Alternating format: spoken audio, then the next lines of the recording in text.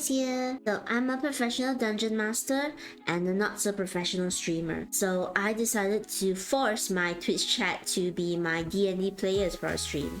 And it went just about as well as you expected. Now before you scroll down to the comments, yes, this was heavily inspired by Duck's D&D stream. Before we go further, I need to introduce you to someone very, very special. This is Tyke Myson, name pending. A wizardly turtle with insane gains, decent intelligence, and not much elsewhere. So he also has a gambling problem and he's insane. Used to be a regular sane individual until some unknown strange incident brought them crashing down into the world of Faerun, where their psyche has been torn apart and split into multiple different voices that now have to agree on anything in order to take any action. I'm sure nothing will go wrong. Our journey begins with Tyke Myson trying to find their way back home. Settling down for a night at a cold, lonely tavern, Tyke is approached by a mysterious figure who gives them a silver ticket and tells them what they desire most is at the top of the ancient ivory tower. What is it that Tyke Myson desires the most? Is it to return home? Is it to discover what fractured his mind? Is it a way to restore all the voices in his head?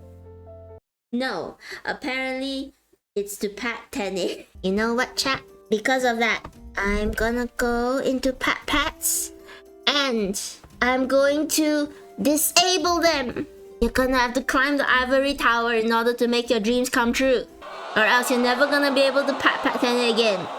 It's disabled now, it's gone. Try it. Try to pat me. You can't. Look, I don't choose to be a narcissist, my chat just enables me. Now, chat is getting their bearings at this point, and before they head to the tower to rescue their much needed pats, they take a look around the tavern and they spot a friendly looking goblin, a tiefling woman near the fireplace, and a few others just sitting around and chatting and drinking, all the usual stuff you do in the tavern.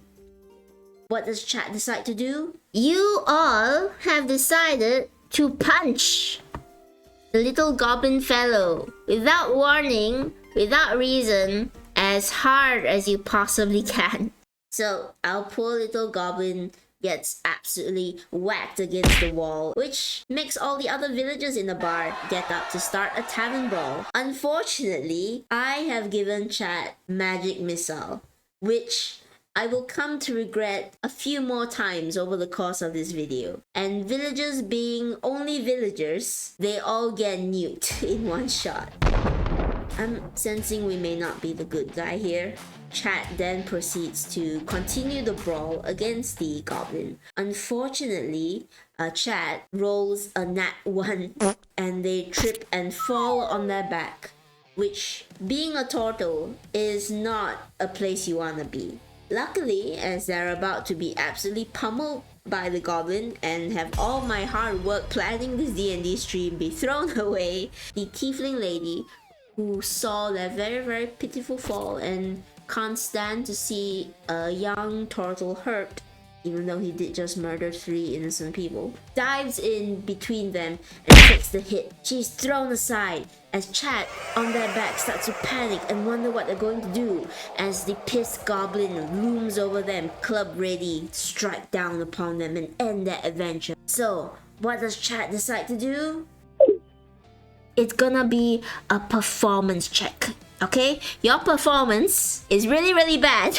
Pray, chat. Chat, look at this. Spin like a Beyblade. Spin as fast as you possibly can. You start spinning round and round as fast as you possibly can. And as you spin, you're gonna start ricocheting around. And you know what? I'm just gonna move you around a couple of times, and wherever you stop, that's where you are. You spin into the fire. And turtles are not fireproof. However, their performance is so utterly ridiculous. The goblin stops fighting them and just starts laughing because it's so funny. Because they nearly died at the start of the adventure. And as they pat out the flames from their turtle shell, Tyke Myson stands up, looks around the tavern of murdered innocents and decides to give the most rousing speech of camaraderie to bring together the start of a great adventuring party. Shamed and alone and slightly singed, Tyke Myson decides to make their way to the Ivory Tower on his lonesome. The Ivory Tower was a spectacle made by an ancient wizard who's said to reside at the top. Hundreds of adventurers have tried to conquer its innumerable flaws before to reach their true desire, but unfortunately none have made it. And in fact, so many adventurers have tried this challenge that someone finally decided to open up a gift shop on the first floor. You also see the shopkeep. You still can't make out their features. They're still really mysterious. You do see a cloaked figure in the corner, and you see this really tall person in the corner as well with them. It's so tall you don't see the whole of their face. And you also see a bunch of cages set by the entrance as you come in. In these cages, you see that there are various different animals, and they're all sort of just locked up in the cage. And on each cage, there's like a little tag with a little price on it that just says like 5 gold. Naturally, Chat ignores all of the people and makes a beeline for the animals in the cages. With limited spending, Chat tries to bargain for a cute little black cat in the cage. Here, my dice tower. Chat! You see that? They lie to the owner and say that the cat was actually their childhood pet that they were lost and have been looking for ever since. And the performance is so great that the poor owner is manipulated into giving them the cat for free. I swear, we're good people. We're good people, Chat. Now, the presence of this cute cat serves to attract the attention of the barbarian-looking fellow in the corner, named Bob. Bob, as we learn, is a hulking giant whose greatest desire is to wish to be smaller so that he can bend down and pet all of the cute animals instead of scaring them off with his massive height. Chat naturally adopts him into the group. Continues browsing around more. They pick up a magical living branch that I'm sure will not be useful at all in later sessions, and then they continue up to the first floor of the dungeon after stealing the coin purse from the shopkeep with the cat that the shopkeep just gave them for free. This is D&D. They emerge up the staircase into the first floor of the tower. But darkness reigns upon them, but as their eyes adjust, they see 3 goblins gathered around the cooking pot. Without any hesitation, Chat blasts all 3 of them with magic missile, instantly killing them.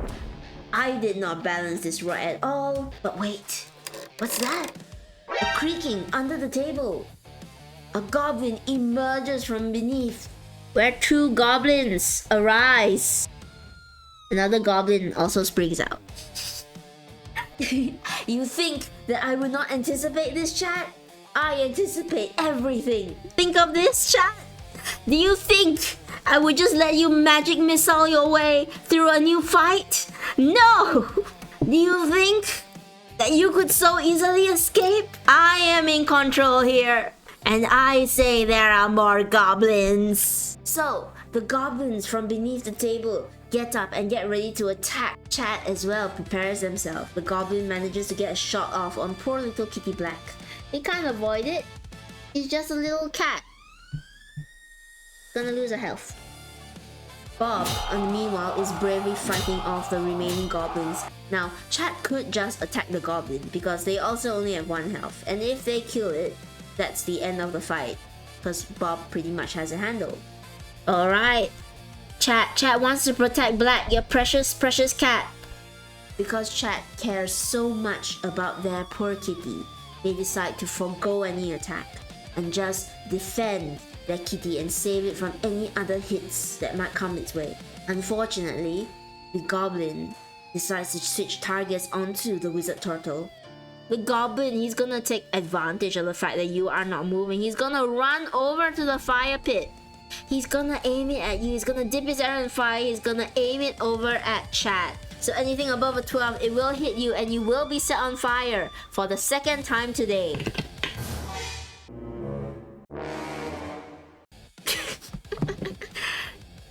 Don't worry, you don't go down next. I do have death saving throws. It's not an instant kill. But this goblin, whose friends you have killed, who are just peacefully eating stew, and who hates cats, he's going to pick up his fiery bolt. And with all the rage in the world, he's gonna shoot it straight through you, chat. He's gonna shoot it straight through and he's gonna taunt you. And he's gonna say, "Once you're dead, I'm going after that little cat of yours."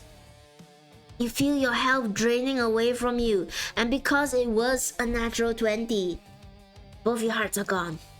As they lay dying, Bob, finishing with the rest of the goblin, wipes the goblin blood away from his fist and turns to see his friend on the ground and the poor kitty meowing in between them, caught in the crossfire as the angered goblin raises up his bow and gets ready to shoot another shot.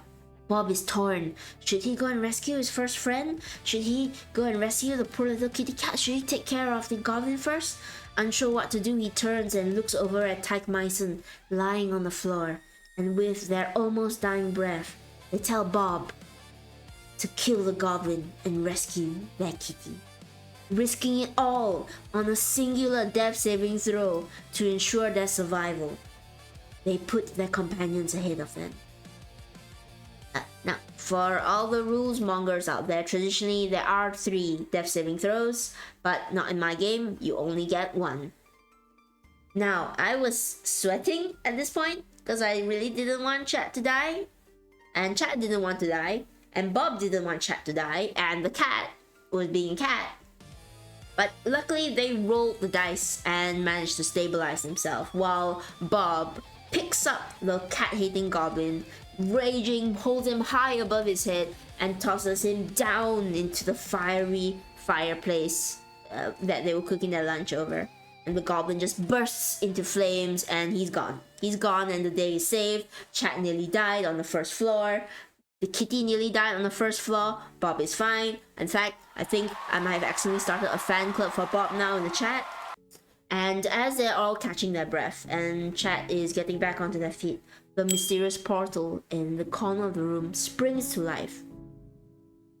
And we decided to end the session there before they headed off to the next floor. And if you'd like to figure out what the next floor is about, then come join me on our currently bi-weekly D&D adventures, starting every Wednesday. I'm still sorting out the timing, but I would love to see you there. And if you'd like to keep up with me and all my other content, then, like and subscribe and drop by our Discord. It's free. You have to be 18 plus. But we have a ton of cool people there, a ton of cool events happening, like an upcoming plushie raffle that I hope you guys would join. It was super fun being a DM for Chat. I was super nervous about it, but everyone was great. They were all really funny. And having good players is already half the battle won. So, I'll see you around. Stay safe, stay hydrated. Goodbye everyone. Tene out.